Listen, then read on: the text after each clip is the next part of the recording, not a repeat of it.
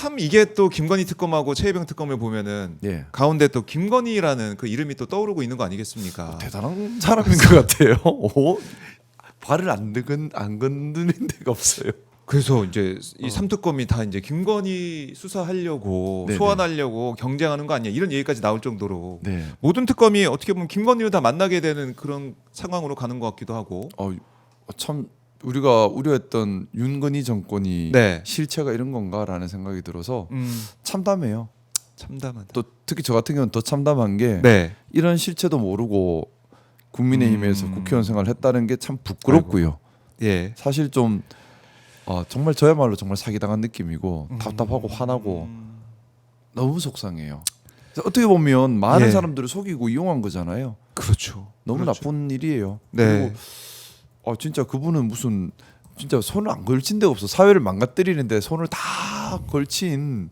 네. 저는 세상이 인과에 따라 움직인다 생각하거든요. 아. 이 인과에 따른 예. 책임을 어떻게 지려고 그죠?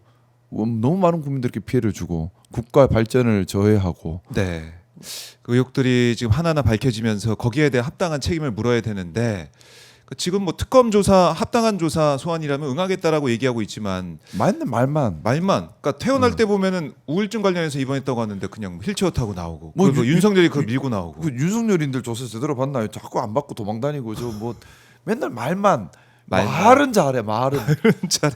사람이 행동으로 말을 예. 뒷받침을 해야지 맨날 말만 하고 좀 정신분열 저 이런 말 아이고 하면 이거 안 된다. 예. 위험한 말입니다. 세게 지금 말씀 이게 국민들의 마음이에요. 그냥 나와요 입 밖으로. 아니 말을 했으면 지키든지 여기서 이 말해놓고 돌아가서 반대로 행동하고도 멀쩡하게 그냥 또 계신다는 게 저는 좀 이해가 안 돼요. 그러니까 윤석열이 지난 주말에 조사를 받기도 했지만은 뭐 경찰한테 나는 뭐 조사 못 받아. 모르겠어요. 그걸 뭐 이 체포영장 그걸 집행하는데 그게 불법이기 때문에 나는 내가 피해자인데 어떻게 가해자한테 조사받냐 이런 논리를 펴던데. 근데 요새 좀 궁금한 게 예. 그 한남동파 국회의원들은 다 어디 가셨는지 몰라. 그 요새 검찰청에 안 보이대요. 좀 오셨나 이렇게 봤는데. 그렇네. 그분들도 어디 가셨대요? 요새 좀 조용하신 것 같기도 하고. 지지자들도 오고 하는데 왜 국회의원들은 안 보일까? 참 왜 그렇게 아니면 충성할 거면 끝까지 충성하든지 왜 그때는 막 같이 죽을 것처럼 그러더만 요새는 또 안 보이세요. 그 아크로비스타에 딱 도열해가지고 딱 갈 때 인사를 하든지. 그래가지고 같이 돌을 맞더라도 같이 맞든지 조금 손절 타임인가? 그런 생각도 들고. 하여튼 너무 머리만 좋으신 것 같다는 생각. 그래서 나와가지고 뭐 윤석열이 아무 얘기도 안 하고 네. 국민 앞에 그야말로 이제 고개 빳빳이 들고 청산을 들어가는 이 모습도 이 자체도 참 이해할 수가 없고. 그리고 권영세 의원님께서 국민의힘의 내란 동조 세력은 아무도 없다라는 망언을 또 하셨던데 그러면 한남동파는 뭐였든지. 그렇네. 다들 그러니까 말을 한다고 말이 아니라 네. 말이 사실과 맞아야 되고 행동과 맞아야 말인 거잖아요. 정치인의 말은 특히나 무게가 있고 책임이 있어야 된다고 생각을 하는데 예. 말이 다르고 행동이 다르고 사실과 다르고 그냥 말만 말에 그쳐버리면 너무 무책임하고 그게 말 많은 게 입 가벼운 게 아니라요. 네. 사실과 다른 말을 하고 행동과 다른 말을 하는 게 그게 입이 가벼운 겁니다. 그걸 우리가 이제 살아있는 이제 실제적인 그 증거를 네. 지금 윤건희 부부한테 이제 보고 있는 거다 예. 이렇게 말씀하셨고 이번 주 토요일에 이제 또 나옵니다 윤석열이. 예. 근데 참 이해 안 가고 좀 어떻게 보면 헛웃음이 나오는 게 9시까지 오라고 했잖아요. 내가 못 간다 10시에 간다 그러다가 그럼 9시에 갈게. 근데 한 10분 20분 늦을 수 있어. 지각 예고 출석을 하는 경우가 있나 이렇게? 다 어차피 좀 늦어 9시인데 좀 늦을 거야 이거. 도대체 국가 수사 기관을 어떻게 보고 있는 건가라는 생각을 하게 돼요. 그러니까 이게 좀 지각 예고. 그러니까 권력을 오래 잡고 있었던 사람의 문제인 거예요. 사실은 네. 검사님들이 그동안 좀 엘리트주의에 빠져 있었던 소수의 검사가 있었죠. 윤석열이 대표적인 그런 네. 권력에 빠져 있는 정치 엘리트 검사 출신인데 그러다 보니까 오랜 세월 법을 수단으로 해서 국민 위에 군림하고 나아가서 국민들이 선출한 권력마저 자기가 수사해서 마음대로 끌어내리고 또 올리고 할 수 있다라는 법 위에 군림하는 국민 위에 군림하는 심지어 국민이 선출한 권력 위에도 군림하는 무소불위의 권력을 누리고 살았던 거예요. 스스로 그렇게 생각한 겁니다. 네. 그러다 보니까 법에 대한 두려움이 사라져 버린 거죠 지금. 아. 저는 그렇게밖에는 보이지 않고요. 예. 그런 모습들 참 이번에 근데 임자 제대로 만난 것 같아요. 조은석 특검이 모든 면에- 조승사자라고 해요. 조승사자. 어, 요즘 별명이. 저도 저는 사실 예전에 변호사 시절에 한번 사석에서 한번 뵌 적이 아, 있었는데 그래요? 울산에 한번 내려오셔가지고 그때 아마 어떠셨어요? 조은석 특검님께서는 저를 기억 못하실 수 있겠지만 저는 야 전설적인 그분이시구나 했는데 눈매가 보통이 넘으시고요. 일단 제가 뭐 저는 직접 경험은 못 해봤지만 네. 여러 가지 들리는 이야기로는 엄청난 분이시더라고요. 엄청난 일단은 분이다. 윤석열 전 대통령에게는 딱 네. 맞는 딱 맞는 어떤 잔머리를 쓰더라도 그 이상의 대응책을 준비할 수 있는 그런 분으로 저는 들었습니다. 그렇네요. 그러니까 조은석 사실은 윤석열 뭐 앞선 선배 아니겠습니까? 기수도 앞서고요. 기수도 앞서고 그러니까 기수 앞선 사람인데 너 왜 그랬어? 이럴 수 있는 사람이죠. 그런데 지금 윤석열을 조사하는 그 특검에 조은석이 와 있다. 그것만으로도 좀 믿을 수 있다 이렇게 보시는 거군요. 수사 과정과 아니면 해가는 모습은 확실히 할 것이다. 네, 일단 수사에서 필요한 것이 선도성 또 네. 뭐 그런 부분이잖아요. 수사의 주도권을 가지고 있어야 되고 또 의회의 의표를 찌를 수 있는 준비가 있어야 하고 네. 여러 가지 그런 부분들이 참 중요한 수사 기법 중에 하나인데 그런 부분에서 가장 탁월한 분으로 저는 듣고 있습니다.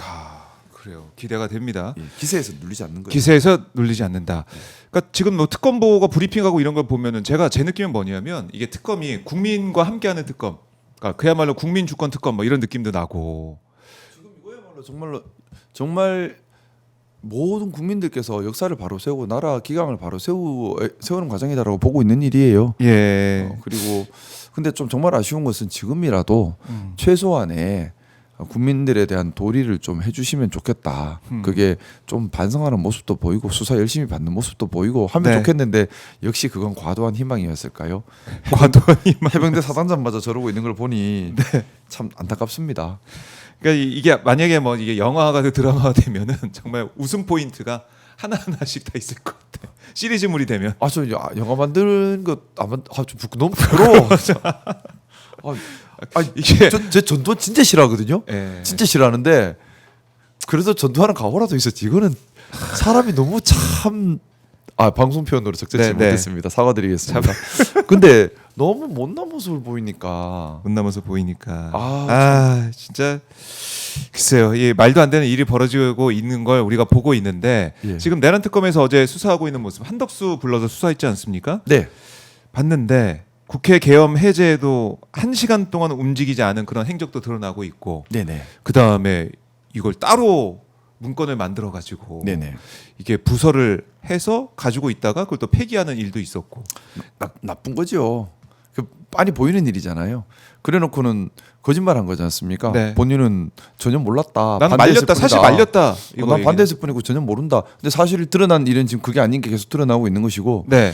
저는 12월 4일 새벽 그날이 생각났어요. 계엄 해제 우리가 결의하고서도 국회 본회의장을 맞아요. 떠날 수가 없었습니다. 왜냐하면 다시 계엄을 할 수도 있고 우리가 계엄 해제 결의를 했지만 무시하고 계엄군을 밀어 넣을 수도 있는 상황이었잖아요. 실제로 계엄군이 바로 철수한 것도 아니었고 네. 그때 조마조마한 심정으로 새벽에 과연 우리가 해제한 계엄 해제 결의가 그대로 계엄 해제로 이어질까? 맞아요. 또 제2차 비상계엄을 또 때리지는 않을까 하면서 두근두근한 심정으로 있었던 그날 밤이 생각났는데요. 그날 밤. 그 네. 우리가 계엄 해제를 간절히 바라면서 계엄 해제 결의하고 공포하기를 기다리고 있는 그 순간에 한독수 아저씨께서는 주사위 돌리고 던지면서 계엄을 해제해 봐라 이러고 있었던 거잖아요. 사실상 그렇죠. 가만히 있으면서 헌법을 유린한 겁니다.